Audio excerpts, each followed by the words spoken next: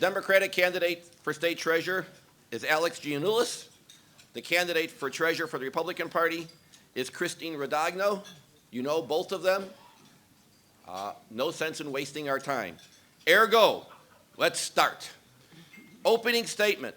Topic. The status of my campaign as of today is. Mr. Giannoulias, you're up first. Can I stand up there, Doctor? You could go either way if you want. No, go ahead. All of it. Nice round of applause, please, everybody.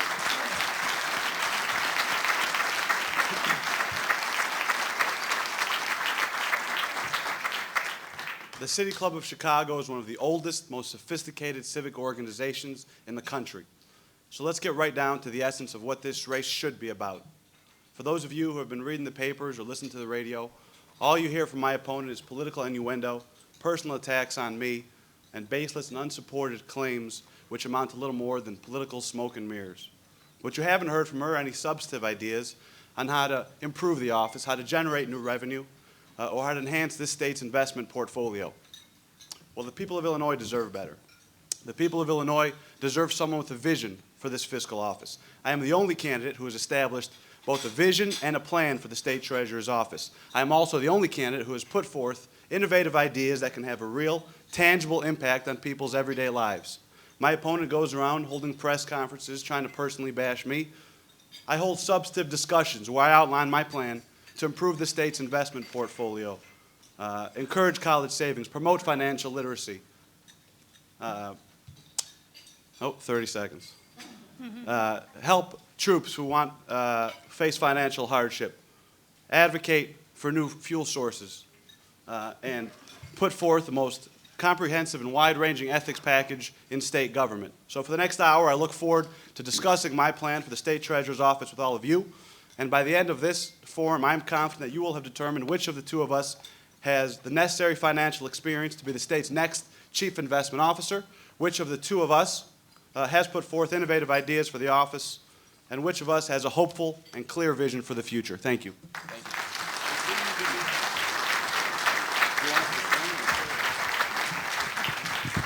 Well, thank you, and good afternoon, ladies and gentlemen, and I'm glad that you're here today. I've been working very hard all across the state to get my message out about experience, fiscal responsibility, and integrity. I've been to Carbondale, Champaign, Decatur, Springfield, and I think just about everywhere in between. And my message is very simple. This campaign is about experience in state government, dedication to public service, good judgment, and ethical behavior. I have a proven track record of 10 years in the state Senate working on budget and fiscal issues. I'm currently the spokesman for Senate Republicans on budget and fiscal issues and serve on all the appropriations committees.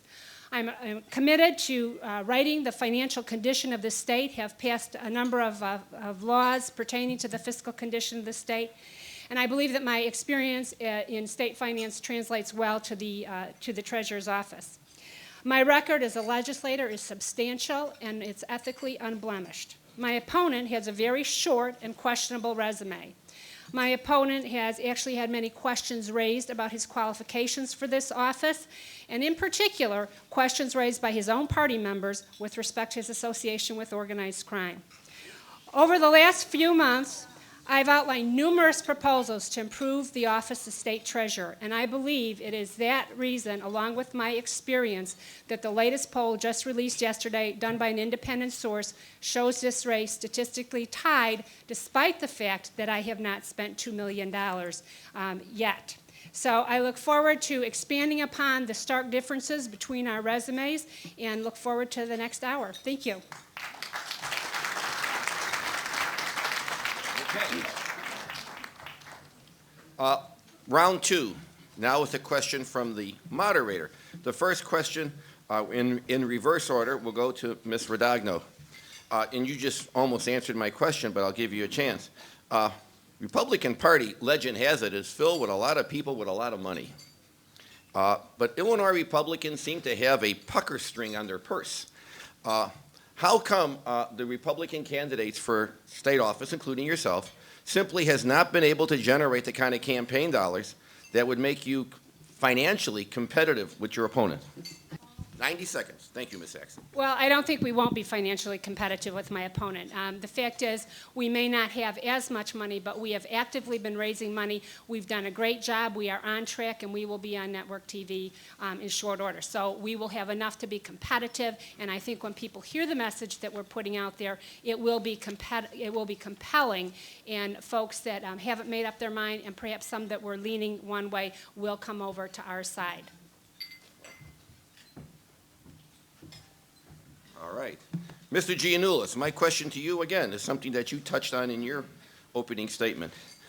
Can you confirm and avow, and any other word you want to use, that all the publicity surrounding your background and all the allegations, even now that your opponent has allegedly, suggested interacting with individuals who are somewhat dubious, that is basically false, a smokescreen, and really is not part of who you are? 90 seconds.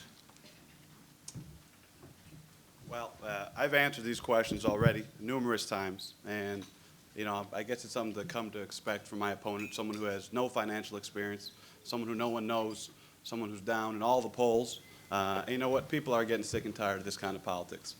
People need to hear ideas, not just baseless and senseless attacks. I keep on answering this question, and she keeps on trying to put it back on the table in an attempt to gain some attention and an attempt to skirt around the real issues facing the people of Illinois. And I travel the state of Illinois, and I talk to people, and I hear the real problems. I talk to people like Jimmy Williams, who works in McDonald's in Pontoon Beach, Illinois, and he wants to start his own business one day. And I talk to people like Chuck Robinson, who sells cars in Rockford, and he's having trouble paying his bills. And I can tell you the problems they face aren't these political, sensationalized attacks that all my opponent has to base her campaign on. They're talking about, how can you help me get a job? How can you help me start a business, add employees to my payroll, buy my first home? And there are programs within the state treasurer's office that can have a direct and immediate impact. One of these programs is something called the Link Deposit Program. It's a program that I've said from day one is an important way to get access to capital to people who have been traditionally underserved. These are the programs we need to reinvigorate. And Christine, you walk around and you make these senseless accusations. And you know what? You hold yourself out to be this moderate, but you're really showing yourself to be an extremist, a Republican right-wing extremist who has no ideas and is attacking people. Thank you.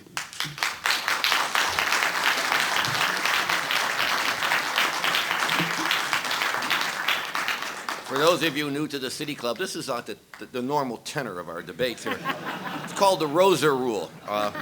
There are no, you wear your trunks around your ankles. All right. By the way, our chairman, former President Tom Roser. There you go.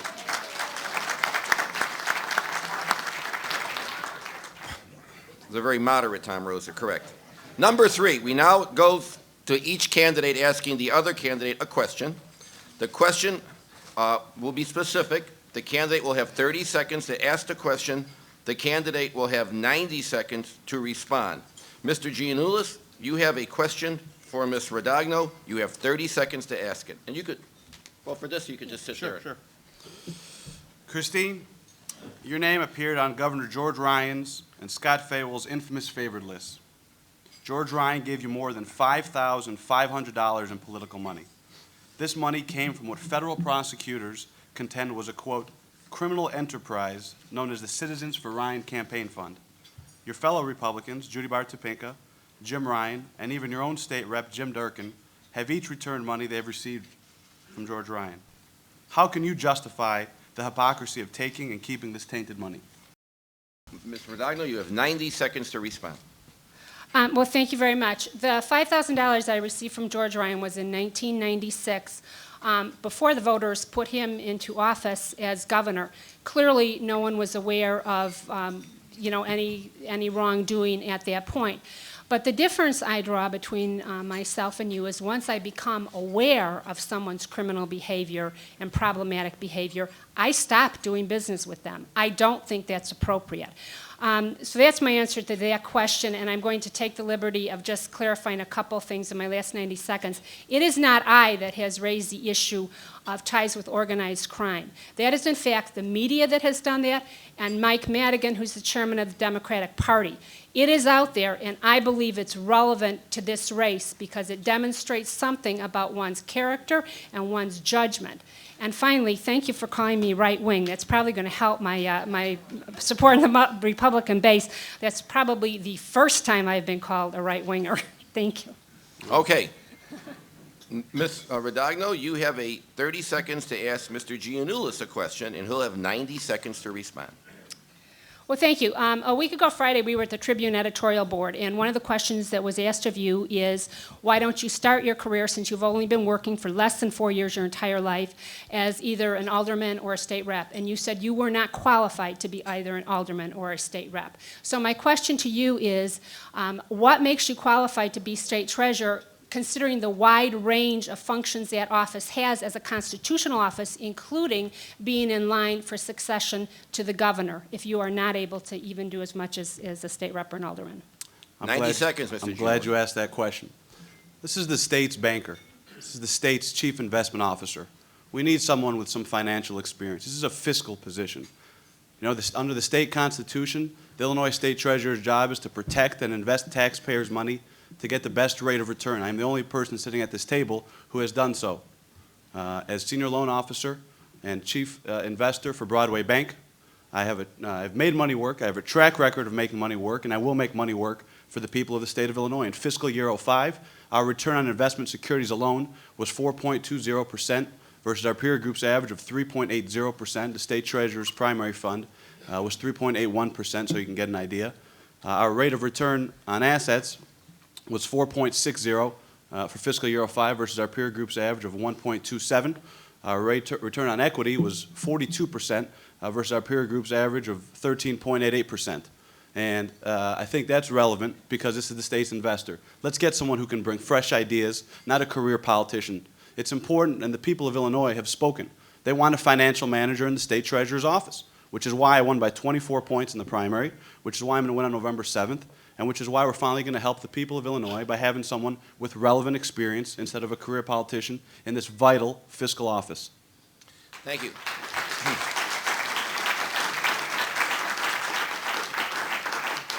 We now come to part 4, moving right along.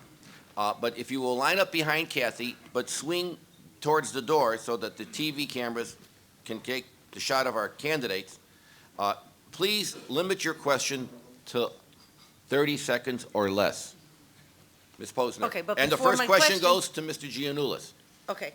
You forgot to say how you can watch the City Club on CAN TV next Saturday, 7 o'clock, Channel 21, to watch this again. Because that's part of our deal with CAN TV. We're supposed to plug you. The That's CAN why TV Ms. covers the city Posner club. is always the Right. first questioner. Okay. Very good, Kathy. One of the rare mistakes the moderator has ever made. Now, your first question to Mr. Giannoulias.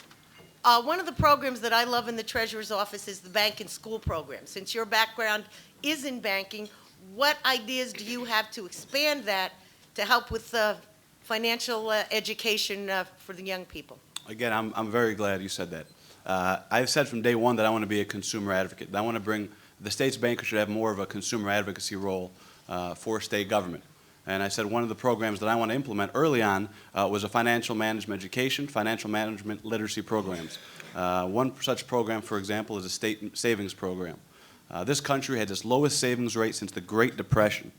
That's an astonishing figure to me. We're the richest country in the world, and with a negative, I think it's 1.7% savings rate. So people don't have the resources to save. They don't know how to save. I've looked at what other state treasurers have done. The state of Pennsylvania, for example, has a program called the Pennsylvania Family Savings Account Program. It's a program that's worked very effectively. Basically, we teach people the importance of asset accumulation. 1/3 of all Americans have no financial assets. We teach people the importance of spending priorities. We teach people the importance of engraving a way of savings in their everyday lifestyle. I also said I would be a voice to help protect against predatory lending, against high credit card bills, and how to help people who are having trouble paying their bills. Again, I think it's important for the first time for a state treasurer to be a consumer advocate. I've also met with the Ariel Foundation talking to them about their Banking at School program and how we can work in conjunction with not-for-profit corporations who have already implemented schools. The Ariel Foundation has a wonderful program where they teach kids, third and fourth graders, how to invest in stocks. They have a board of directors. I went to a classroom and visited with them, and it's a program that's worked very effectively, and it's a program that has helped young children learn how to save money and the importance of financial responsibility. Christine, you have, I'm now using first names. Christine, you have 60 seconds to respond. Okay. Yes, there is an education division within the Treasurer's Office. The Bank at School program has been extraordinarily successful and, in fact, is used around the country, the model we have here. So I would seek to expand it into the schools that are already out there. But in addition, one thing that we have rolled out policy-wise in terms of enhancing the education division of the Treasurer's Office is to focus on the issue of college students and credit card debt. Credit card companies use a different standard for college students. It's a very big problem for many of our students who leave school with an extraordinary amount of debt. It also fuels the online gaming problem we have at universities. So we would like to develop a curriculum for orientation for both parents and students, as well as work to rein in some of the more egregious marketing practices of the credit card companies. Thank you, Ms. Posner. Unlike Ms. Posner, everyone else has to state their name. We know you. This next question goes to Christine. Go ahead. Thank you, Paul. My name's Joshua Orland, and first I want to thank you, Paul, for that very subtle stage direction a moment ago. Professional is always on top of his game. Go ahead. Thank you. I'm undecided in this year's treasurer's race, but Ms. Radogno, you have raised allegations of organized crime ties by Mr. Giannoulias, but I was listening carefully, and I didn't hear you offer any proof. And I'm wondering if you can do so. What I said is those allegations have been raised by both the media as well as Mike Madigan. Additionally, last Sunday when we were on Fox News together, Jack Kennedy questioned my opponent and said, did you approve the loans to the organized crime figures? Yes, he did. The relevance this has to the treasurer's race is that when someone has a very short resume, not in the context of 30 years of public service where there might be a few questionable judgment issues, we are looking at someone that has a short resume who has peppered with poor judgment. You do not have to do business with people that are known felons. That simply is not true, and certainly not tens of millions of dollars worth of business. Are you saying those loans were illegal? But just let her answer. Please. Okay. Yeah, I am not saying they're illegal, and that's precisely the point. When you have a choice, which way do you go? Do you go to try to fund people you know are involved with criminal activities, including prostitution, bookmaking, money laundering? I don't think so. I don't think that's the kind of person we want to hand the keys to the state treasury over to.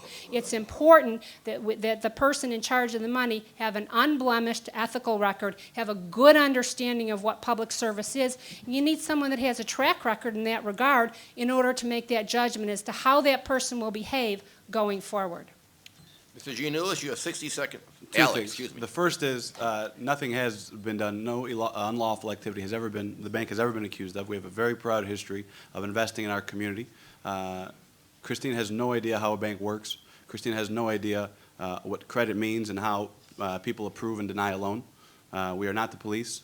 Neither Broadway Bank nor any other bank that I'm aware of conducts criminal background checks on their borrowers. We've answered these questions. We look at the creditworthiness of a borrower. We look at the collateral of the property. We look at the cash flow, and we decide whether to approve or deny a loan. Every year, we're also the most regulated industry in the country. The federal and state government looks at every loan in every bank's portfolio, and they've said we've done nothing wrong. But you have to understand, this is political season, and when a candidate has no ideas of her own, she's down in every poll, she has to try and drum up some attention. And she talks about her unblemished record, which I want to call into question. She just said in front of all of you that she's not going to return the George Ryan money. She also has taken money from telecommunications industry, from special interests, from energy companies, and has voted their way repeatedly. She also goes around saying she's a budget hawk, but yet she asked for a $3 million pool for her district, gets it awarded, and likes to knock on other people for their blemished records. I think there's a lot of questions you have to answer today. Very good. Thank you.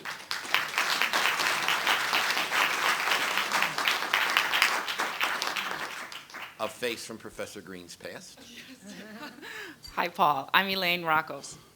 I actually wanted to... This question is for Alex. It can be for both candidates. Alexis. For Alexia, okay. Alexis. I have a little boy who's 6 years old, and so I have a question that I think concerns a lot of families, and it's about the Bright Start Saving Program and what can be done to help families like mine save for our son's college tuition. 90 seconds. In the primary, I said that there's a huge problem with Bright Start. Bright Start's a $1.8 billion college trust fund with over 135,000 participants. And in the primary, when I call for the wide-scale audit, on January 11th, my opponent went out and said, there's no reason to have an audit, quote, to see that a successfully run program is being run successfully. And we actually have copies of it today. And so I've gone out from day one and said there's problems with it. So we've looked at it. The rates of return are not in line with those of other states. 38% of Bright Start's funds are underperforming. There's an appearance of self-dealing. The underperforming funds are all Legg Mason, which is the current fund manager's own internal funds. The two external funds, Oppenheimer and MFS, both are what Morningstar Inc. has said are very highly performing funds. The rates of the fees are the highest in the country, 0.99% of the total asset pool, which is just about double the national average of 0.52%. And there's also a disincentive for Illinois residents who choose a 529 program outside of the state of Illinois. We're only one of 4 states to impose that punishment on people. And it seems as if we can't get people to invest in Bright Start on its own merits, so we try and punish people. So I point out what's wrong, and now that the current fund manager, Legg Mason's contract is up in March, we need to have an investment professional take a look at it and tell you what's wrong and tell you that we need to have someone else do it. Now, my opponent has clearly said that it's a successfully run program. And now that she's heard me say there's problems with it, she's saying, oh, yeah, the fees are too high and there are problems with it. Let's be consistent, Christine. Christine, you have 60 seconds to respond. Thank you. Yes, I agree that there are problems within the Bright Start program with respect to fees and returns, and the contract is up. We will be rebidding it, and we need to address those issues. The question I had is whether an audit was the appropriate mechanism. An audit, you do typically when you are looking to see some sort of non-compliance problem. That's not the issue. It's not performing well. So it doesn't make sense to spend taxpayer dollars to do an audit on a program where the question is really its performance as opposed to whether or not there's some internal problem in there. So I think we are in agreement. This is a program, when it is rebid, we need better fees, we need better returns. We fully agree on that issue. Thank you. My name is Audra Wilson. Good afternoon. Good afternoon. Senator Radogno, considering your previous campaigns have been funded by the Republican leadership of Pate Phillip and Frank Watson, how can voters be assured that you'll be an independent leader of the people of Illinois?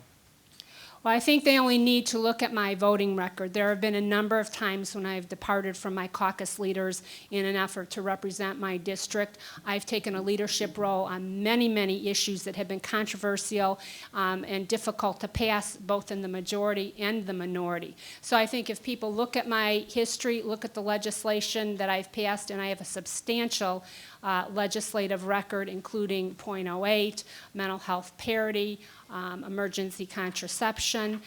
Those are certainly issues that were difficult to pass with some of my leaders. But I was able to convince them to bring these things up for a vote when we had the majority. So I think what that demonstrates is not only am I willing to take a leadership role, but I know how to get something done even when it is difficult and controversial. So I think, the answer to independence is in my record.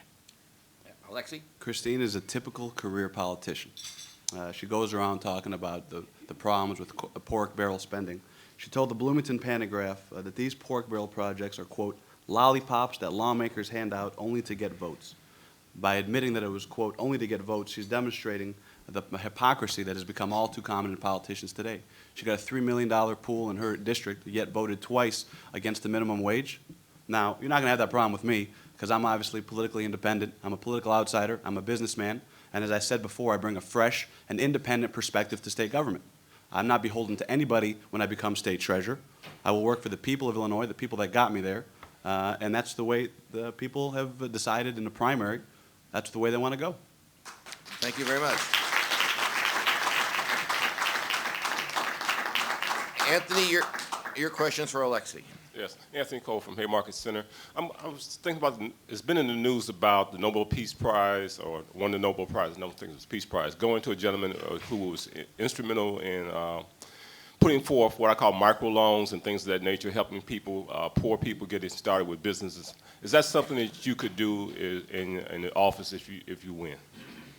Alexis, you have 90 seconds. Yes, I'm glad you brought that up. Micro-lending is an amazing thing, and to read what that gentleman has done to help millions of people around the world is inspirational to me. And I've said from day one, it's important to help bring access to capital to people who don't have it through traditional sources. And as a lender, I've seen firsthand what access to capital can do to help areas which are struggling financially, which need help. Again, where people want to start their businesses, expand their business, add employees to their payrolls. Linked Deposit Program is a program that, when it was used effectively, really helped people. I'll give you a brief example.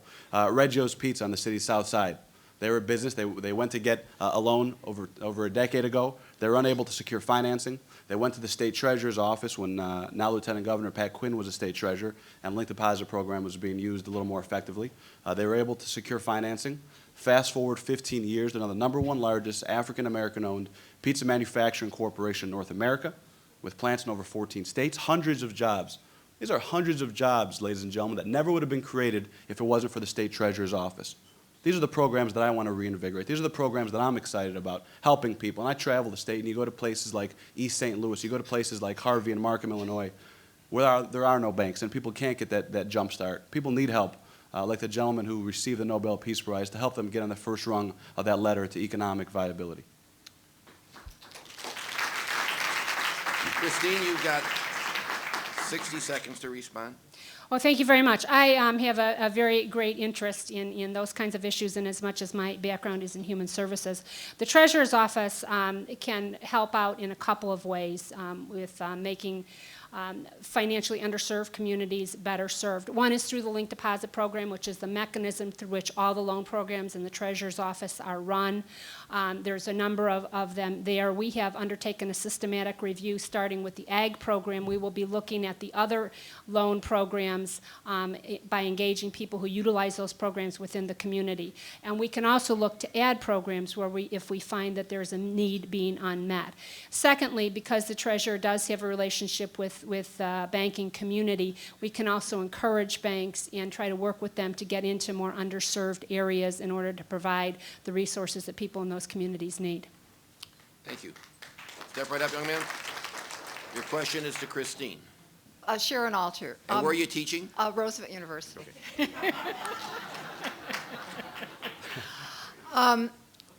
If you're elected to Illinois State Treasurer, what are your political aspirations to public office beyond that position? Let's say in 4 years. Christine, you have 75 seconds. Okay, thank This is you. going to screw up Joyce Saxon, but we can do it. 75 seconds, and so will Alexis. Go ahead. Well, you know, in this business, it is very difficult to predict, because if you would have told me 5 years ago, 10 years ago, or most certainly 18 years ago that I would be sitting here running for a statewide office, I would have said you were crazy. I never intended to be in politics. I never intended to get into local government service. I served as a village trustee. Incidentally, I did not receive 1 penny for the 8 years I did that, not even a stipend for meetings. But I thought it was interesting. I just happened to run for the Senate because of some things that came together. The only reason I'm running for treasurer is because it's an opportunity that has opened up that seems to be a particularly good fit for my background, and so it's an opportunity to travel the state and represent the entire state and make my voice a little louder than one of 59 senators on some issues that I care a great deal about. I have no particular aspirations as I sit here today. I think I could die being happy being state treasurer, but I then wouldn't close the door on anything either, because you just never know in this business. Thank you. Alexis, you have 75 seconds to respond to the original question. Well, I have been so focused on this race that, frankly, I haven't looked beyond it. I think this will be a very challenging next 3 weeks. I'm hopeful to be the next treasurer, and I'm very excited. I'm enthusiastic about the state treasurer's office and some of the programs that we're going to implement once we get there, and the importance of having a financial manager who can get a better rate of return on the state's $13 billion, and some of the social programs that we can help. And, you know, Christine talks about the Linked Deposit Program. I'm the only candidate who's talked about it in specific instances. And again, she just keeps on piggybacking my ideas. And I think that's a problem. She also talks about having a banking relationship, but yet she attacks all bankers around her. And I think that's going to be a difficult relationship to cultivate if she becomes state treasurer. Again, I'm excited about this office. I think we can do a lot of good to help people. I think people are ready for someone who's going to bring a fresh voice and new ideas to the state treasurer's office. Programs like the state savings program, which I talked about. Programs like putting the state's uncollected property on eBay. Programs like incentivizing gas stations to use more E85. Programs like helping troops and veterans get access to capital. Thank you, Alexi. Now, young man, you may. Question for Mr. Giannoulias. Alexi. Yes. My name is Giannoulias. My question is, can you give a specific example of how you will improve the state's investments? Yes, I can. One of the programs that I want to implement is something called securities lending. Securities lending is a program which can help bring incremental income to this on what other states otherwise idle securities. And giving you the abbreviated version of how it works is the main idea is that, and again, this has been used by other states. I'm not blazing any new trails here. All our neighbors are doing it. Indiana, Missouri, Ohio, the state of Connecticut, which is much smaller than us, has made about $8 million in incremental income in addition to all the securities they've had in fiscal year 05. And the main idea is to lend out the state securities to other financial institutions on a temporary basis in exchange for cash collateral, which is 102% of the value of those marketable securities.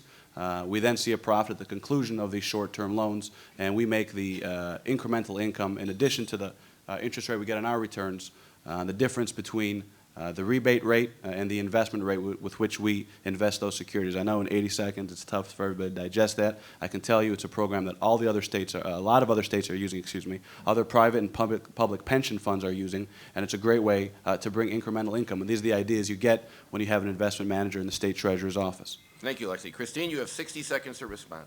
Yeah, we actually had a policy announcement yesterday about this specifically. I would like to professionalize the Investment Advisory Committee the state has now. Currently, it consists of employees in the treasurer's office. We need people that have more experience. Quite frankly, Wisconsin has a requirement that their investment committee folks have at least 10 years, which would disqualify my opponent from serving on that committee. We would like them to look at longer-term investments. Currently, we're statutorily limited to 5 years. There may be some appropriate instances for longer than that. We would like to look at changing the mix of commercial paper bank deposits and treasury notes. If we increase commercial paper, we could increase the return, and possibly increasing the percent of the investment that can be done in the venture capital fund. It's currently allowed at 1% and is about half of that right now. There is legislation pending to increase that to 3%. Those are some of the ideas, but obviously we are open to suggestion from other professionals. Marty. Marty Gleason, City Club member. The question. This is to Christine. Pardon? To Christine. I didn't say who, but I didn't know who. The moderator says who. You ask the question. Are you the moderator, Paul? I'm in charge here, sir. Go ahead. The question I have is really calls for comment on proposals that have occurred in the past about merging the financial offices of comptroller and treasurer, which I think common sense would indicate could save the taxpayers of Illinois substantial funds. Would you comment on that, please? Sure. Christine, you have 90 seconds. Thank you. Yes, that would require constitutional amendment, and in fact, as a legislator, I have voted twice to go ahead and put that on the ballot and allow the public to make that decision. It has not ever made it to that point to be put onto the ballot. Consequently, I think it probably is unlikely that it will happen.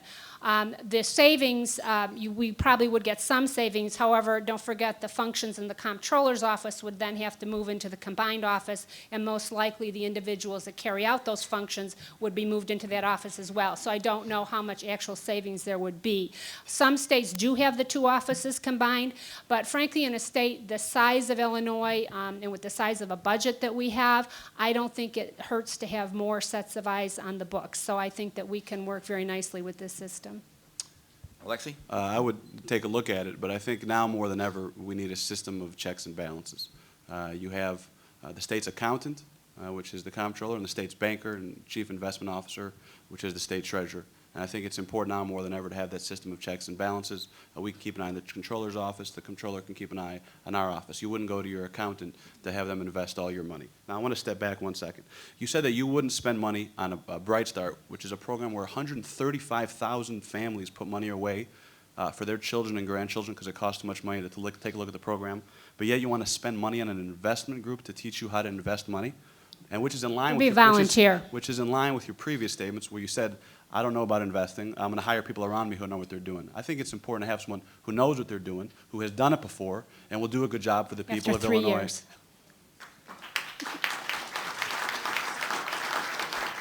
We have time for 2 more questions, one for each candidate. Mr. Berkowitz, your question is to Alexis. Jeff Berkowitz, member of the City Club of Chicago. How are you, Jeff? Mr. Giannoulias, one of the things you've proposed, I believe, to end pay-to-play in Illinois is your ethics plan. And your ethics plan would prevent you from, and anybody else, I suppose, from taking money from banks, which obviously the Treasurer's Office has something to do with. And yet your opponent has pointed out your ethics plan doesn't prevent you from taking money from directors and officers and employees of banks. What's the point? Wouldn't you say that your plan to end pay-to-play would be easily evaded? Jeff, it's good to see you again. Good to see you, Alexis. Thanks. First of all, my plan is the most comprehensive, wide-ranging ethics proposal in state government. I said I will not take money from banks. I will not take money from people who have contracts with the state treasurer's office. I will not, anybody who bids on a contract of $10,000 or more will not be allowed, or will have to disclose any and all contributions to my campaign. Employees will not be allowed to donate to my campaign fund.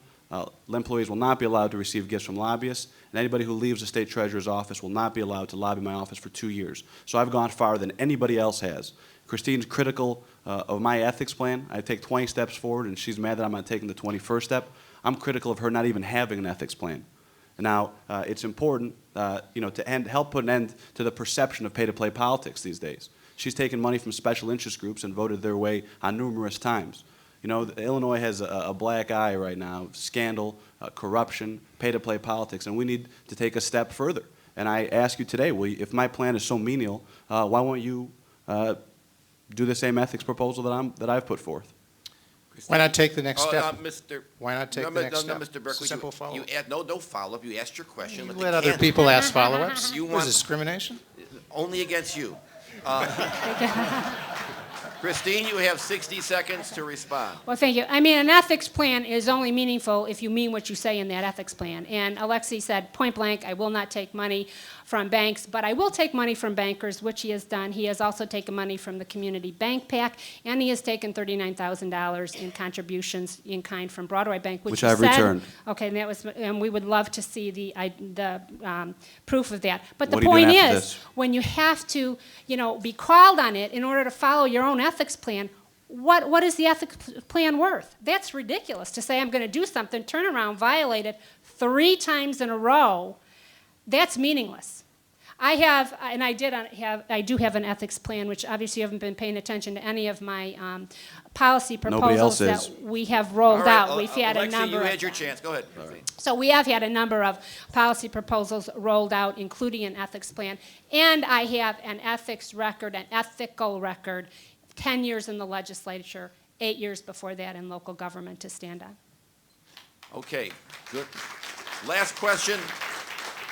This is to Christine. This is the 10th and last question. Yes, my name is George Papadantonakis, and I would like to ask both candidates. Okay. I've read so many times in the newspapers, and I listened on TV, that it is too much unclaimed personal property. Do you have any plans to improve the disposal of this unclaimed personal property or to sell this kind of property? There is. Let's do it 75 apiece, because this moderator is an innovator. 75 seconds apiece on the gentleman's question. Who do you want to go first? You go first. Okay, thank you. Yes, the unclaimed property division is one that is run in the Treasurer's Office. It moved over from the Office of Banks and Real Estate a few years ago. It has picked up a great deal of steam. The Treasurer has done a good job of being out there and trying to get people connected with their unclaimed property. Currently, we do a live auction of that property. I know my opponent has talked about looking at eBay, which the Treasurer did do. In fact, what they found is that they don't make as much money doing it because people like to see what they're bidding on. So if you've got a diamond ring in a safe deposit box, People want to see that when they bid on it rather than an eBay kind of situation.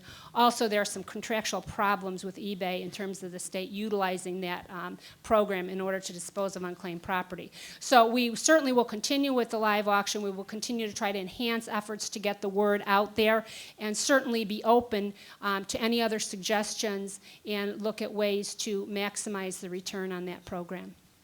Alexis, you have 75 seconds. Again, I've implemented a program, as Christina's pointed out. Currently, the uncollected property goes under a tent in Springfield for 1 day a year. There's an auction. An auctioneer comes and takes a third of the profits and moves on. We've talked to other states. We've literally talked to other states, and they've said eBay works better. So how can you not get a better price on these items? Now you have a worldwide auction. It's not just a few people under a tent 1 day a year. You can sell the property year-round, maybe closer to Christmas when more people are spending money. Again, we're not blazing new trails here. These are programs that many other states have implemented. Another problem with uncollected property is that it takes too long for the people to get their uncollected property when they claim it. I'd like to speed up that process as much as possible. I've heard numerous complaints from people who say it just takes too long, there's too much red tape in getting that property back to them. So these are two things we want to look at from the start. We now come to the fifth and final part of the debate. The closing statement. Each candidate will have 90 seconds to answer the following question. Why am I the best candidate for Illinois State Treasurer? We'll reverse the order in which we started. So Christine, you're up first. You have 90 seconds. Well, thank you. Going back to where I started, coming full circle, I believe there really are only a couple of issues in this campaign. That is, one, experience to fulfill the job of state treasurer, and secondly, judgment and an ethical record. With respect to experience, the state treasurer's office is a constitutional office. It is in the line of succession for the governor. It is not just a banking function. If it were, we would hire a banker. And if we were to hire a banker, we would hire a banker that had more than 3 years of experience when you take into account the leave that he's taken for the campaign. That simply is an inadequate amount of experience. The treasurer's office, in order to have that function fulfilled fully on behalf of the people of the state of Illinois, needs to be in a position to weigh in on the development of fiscal policy in this state. If you don't understand the budget process, state finance, you will not be able to carry out that function. You need to know the legislative process. The treasurer frequently gets involved in the legislative process, proposes and researches legislation to make the process better.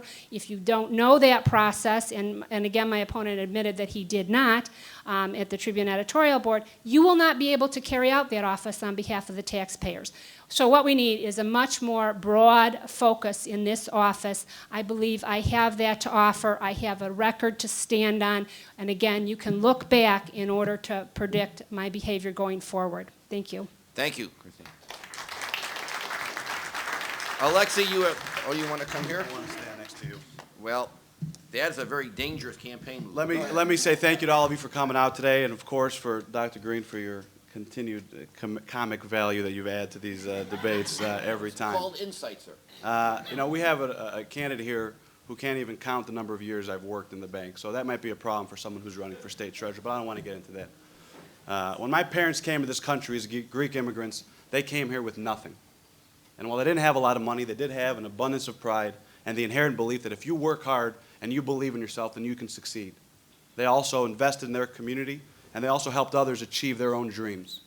They passed these values along to me, in addition to the strong belief in helping others.